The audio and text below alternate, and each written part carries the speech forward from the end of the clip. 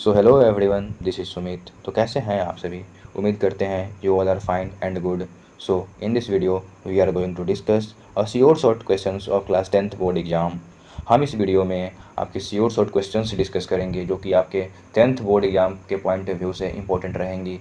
तो आप वीडियो में अंत तक बने रहें। उम्मीद करते हैं आपको ये वीडियो पसंद आएगी। ठीक है, तो चलिए शुरू करते हैं अपने क्वेश्चन नंबर 1 के साथ। ठीक है, आइए तो सबसे पहले हम क्वेश्चंस पढ़ लेते हैं कि क्वेश्चन क्या कहती है। Why does not silver evolve hydrogen on reacting with dilute H2SO4।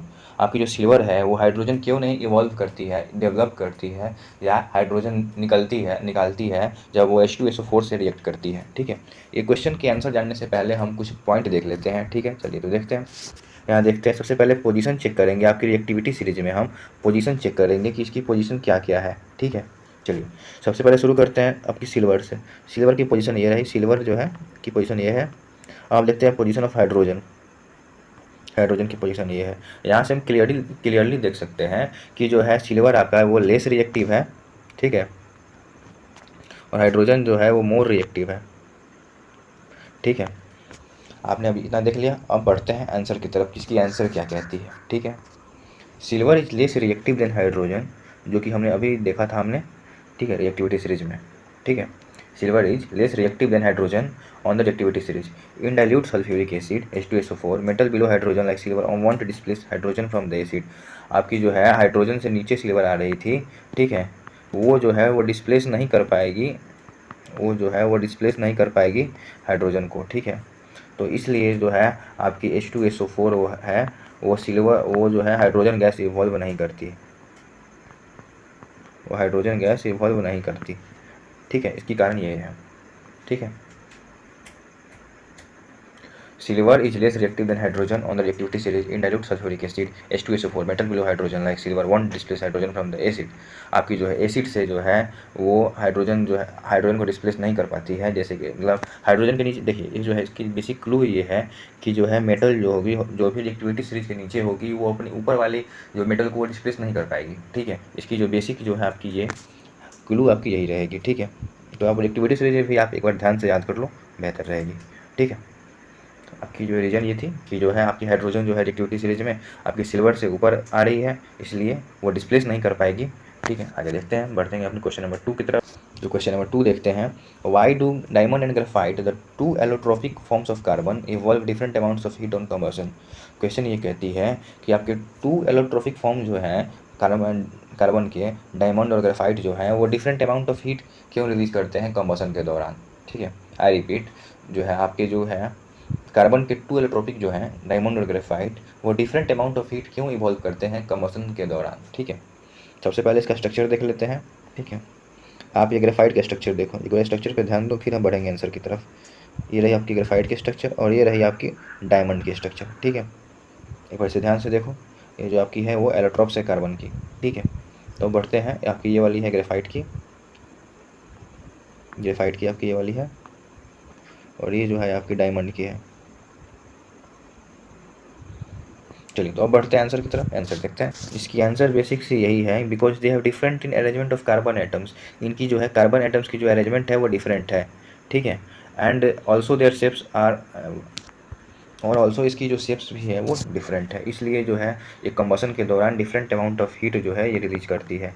ठीक है, डिफरेंट अमाउंट जो ऑफ हीट जो है वो रिलीज करती है। आगे देखते हैं, तो क्वेश्चन नंबर 3 देखते हैं, what happens chemically when quick lime is added to water.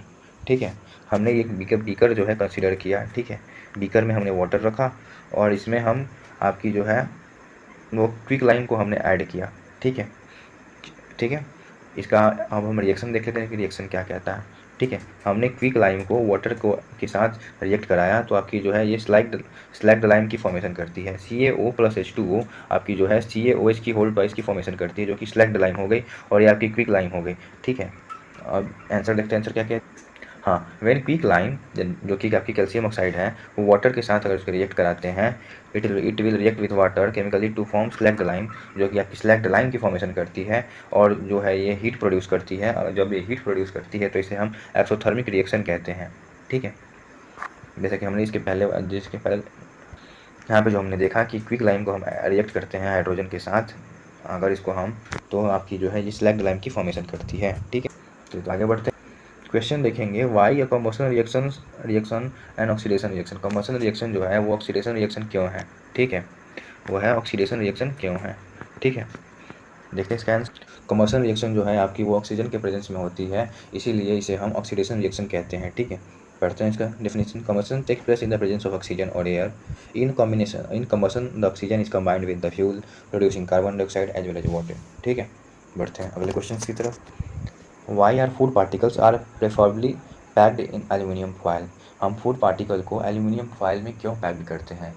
जहाँ तक हमें लगता है कि आप इस क्वेश्चन से फैमिलियर होंगे कि हम जब भी खाना पैक करते हैं, आपने भी टिफ़िन ले जाते समय आपने देखा होगा कि आपने जो पराठास या फिर और भी फूड आइटम्स वगैरह, रोटी चपाती वगैरह को हम एल्यूमिनियम फॉयल में पैक करते हैं। क्यों? इस क्वेश्चन के आंसर हम आपकी तरफ से एक्सपेक्ट करेंगे। चलिए कमेंट बॉक्स में आप पहले इसकी आंसर लिखिए, ठीक है, कि आप क्यों करते हो। ठीक है, चलो देखते हैं इसके आंसर पहले। Aluminium foil have property that helps in the keeping food packed inside it fresh for a long time as it acts as a barrier against light and oxygen। हम एल्यूमिनियम फॉयल में food को packed करते हैं ताकि वो fresh रहे, ठीक है, लंबे समय तक, और जो है ये बैरियर बन जाती है आपकी लाइट और ऑक्सीजन से, ताकि जो आपकी फूड की जो फ्लेवर और मॉइस्टनेस जो फ्लेवर बने रहे, ठीक है, और उसको मॉइस्टनेस और जर्म से बचा के रखें ताकि फूड जो है वो ख़राब ना हो। ठीक है, this also helps in stopping the fats in the food oxidising और टर्निंग रैंसिड। इसे हम रैंसिड होने से भी बचा सकते हैं। ठीक है, और इसे हम फ्रिज में, रेफ्रिजरेटर में रखे बिना भी फूड को हम फ्रेश रख सकते हैं लंबे समय तक। ठीक है, तो आगे देखते हैं, बढ़ेंगे नेक्स्ट क्वेश्चन की तरफ। क्वेश्चन देखते हैं, अ स्टूडेंट टुक 2 से 3 gram of substance x in the glass beaker and pour water over it slowly. ठीक है, एक स्टूडेंट है जो कि 2 से 3 ग्राम सब्सटेंस लेता है एक्स ग्लास बीकर के अंदर और उसमें वाटर को है स्लोली डालता है। ठीक है, he observe bubbles along with hissing noise. वो जो है वो बबल ऑब्जर्व करता है और हीसिंग नॉइस भी ऑब्जर्व करता है। The beaker becomes quite hot, और जो बीकर है वो हॉट हो जाता है, तो गर्म हो जाता है। तो हमें एक्स को बताना है कि वो एक्स क्या है। ठीक है, सबसे पहले यहाँ पर देख सकते हैं कि ये जो है क्वाइट हॉट हो रहा है, तो मतलब एक्सोथर्मिक रिएक्शन हो रही है। ठीक है, एक्सोथर्मिक रिएक्शन हो रही है। ठीक है, तो हमने इसके पहले ही पढ़ा हुआ था कि हम कैल्शियम ऑक्साइड को, क्विक लाइम को हम वाटर से हम रिएक्ट कराते हैं तो स्लैक्ड लाइम की फॉर्मेशन करती है, दैट इज CaOH की होल ट्वाइस, और वहाँ पे आपकी जो है वो एक्सोथर्मिक रिएक्शन हो रही थी, वहाँ पे हीट जो है वो निकल रही थी। ठीक है, देखते हैं फिर। In the given experiment where the student took 2 से 3 ग्राम of substance X in a glass beaker and poured water over it slowly, he observed bubbles along with hissing noise and the beaker became quite hot after the reaction. Therefore X is calcium oxide। आपकी जो X है वो calcium oxide थी और जो आपकी reaction हो रही थी वो कॉम्बिनेशन रिएक्शन हो रही थी। ठीक है, जैसा कि हमने इस रिएक्शन में देखा हुआ था कि यहाँ पे आपकी जो है कैल्शियम ऑक्साइड जो है वाटर से रिएक्ट करती थी, तो आपकी जो है स्लैग्ड लाइम की फॉर्मेशन कर रही थी, तो आपकी जो X हो गई ये कैल्शियम ऑक्साइड हो गई और रिएक्शन जो है हो गई वो कॉम्बिनेशन रिएक्शन हो गई। ठीक है, कॉम्बिनेशन रिएक्शन आपकी है ये। ठीक है, देखते हैं आगे। देखते हैं question number 7। A student burnt a metal A, ठीक है, found in the form of ribbon. The ribbon burnt with dazzling flame.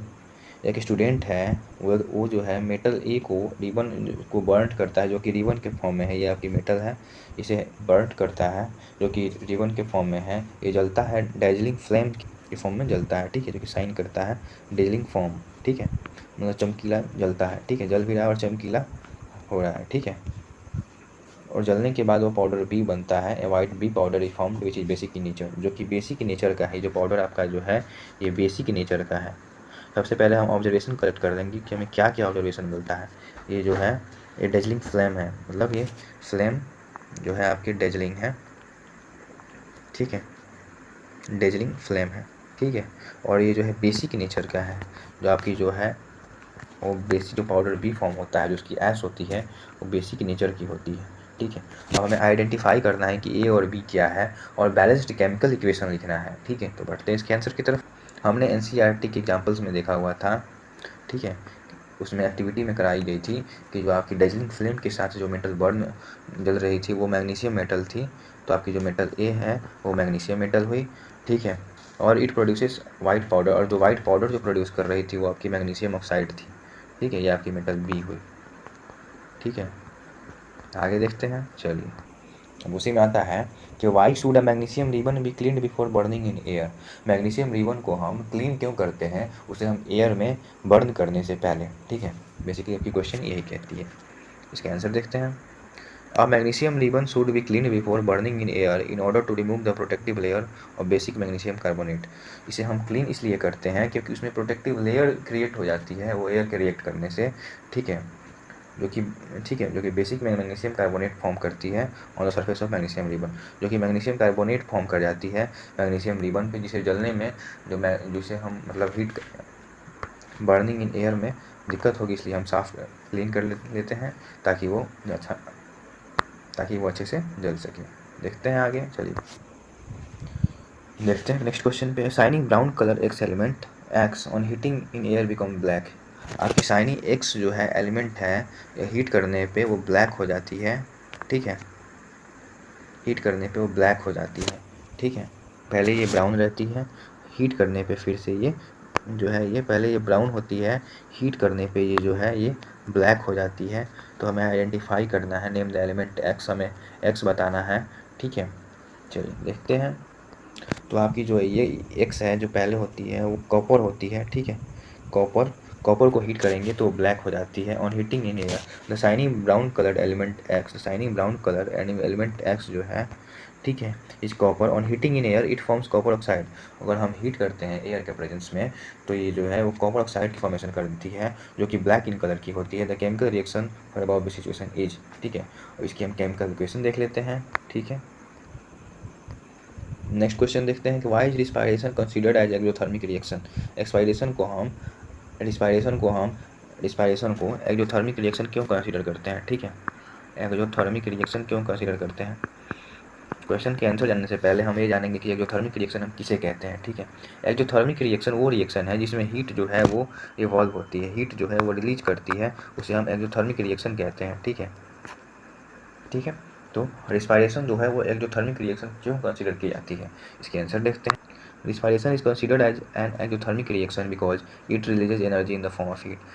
हम रिस्पायरेशन को एक्सोथर्मिक रिएक्शन इसलिए कंसीडर करते हैं क्योंकि ये हीट रिलीज करती है, वो जो है एनर्जी रिलीज करती है हीट के फॉर्म में। ठीक है, ड्यूरिंग रिस्पायरेशन के दौरान वो एनर्जी रिलीज करती है हीट के फॉर्म में। ठीक है, ग्लूकोज और ऑक्सीजन जो है are broken down in cells to produce carbon dioxide. Glucose और ऑक्सीजन जो है वो ब्रोक करती है और जो जिससे आपकी जो है carbon dioxide, water and energy in the form of ATP.